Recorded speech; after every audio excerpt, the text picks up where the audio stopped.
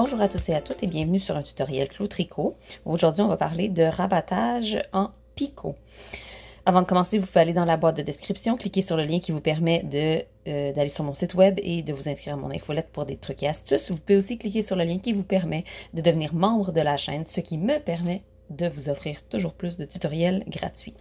Donc, un rabattage, évidemment, il en existe tellement des rabattages et c'est la même chose pour le rabattage en picot, c'est-à-dire que c'est un rabattage qui se fait sous plusieurs formes. Je vais vous en montrer une, à vous de voir si vous aimez celle-ci ou si vous voulez la changer un peu pour créer l'esthétique qui vous plaît.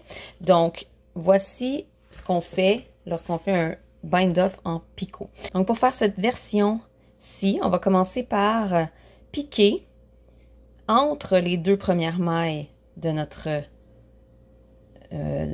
sur notre aiguille et on va faire ce qu'on appelle en anglais un cable cast-on, donc un montage tricoté, mais pas tricoté dans la maille, tricoté entre les deux mailles. Vous pouvez aussi faire un montage tricoté régulier, c'est vraiment à votre goût, c'est l'esthétique. Le look va être une petite affaire différente. C'est vraiment une question de préférence. Oups, j'ai splitté ma laine. Donc, on en monte deux. Comme ça. Et ensuite, on va tricoter deux. Oups. Tricoter deux. On en passe un par-dessus. Donc, on a rabattu une maille. Rabattu deux mailles. Et on revient dans nos mailles qui sont sur notre aiguille. Rabattre 3 mailles et rabattre une 4e maille. Ensuite, on va remettre cette maille sur notre aiguille et on va recommencer. Donc, cable cast on 2. On rabat 4.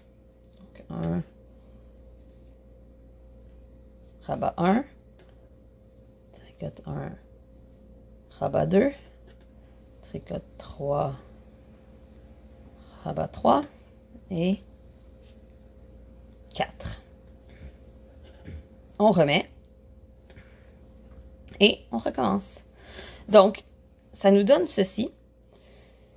Évidemment, les mailles au milieu ici, entre les picots, c'est la distance entre les picots est déterminée par le nombre de mailles qu'on rabat entre les fois où on va rajouter des mailles. Donc, si ici, au lieu de rajouter des mailles tout de suite, j'en rabats 2 de plus, mettons. Donc, au total, j'en aurais rabattu 6. Et ensuite, je fais mon cable cast-on. Donc, je mets par-dessus, je pique. Je dépose, je pique et je vais rabattre mon picot.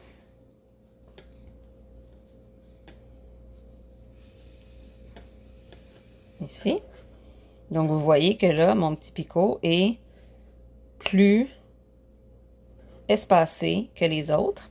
Si vous voulez un picot qui est plus gros, vous pouvez simplement monter plus de mailles. Donc, vous pourriez monter 3, rabattre 6. Vous pourriez monter 4, rabattre 8.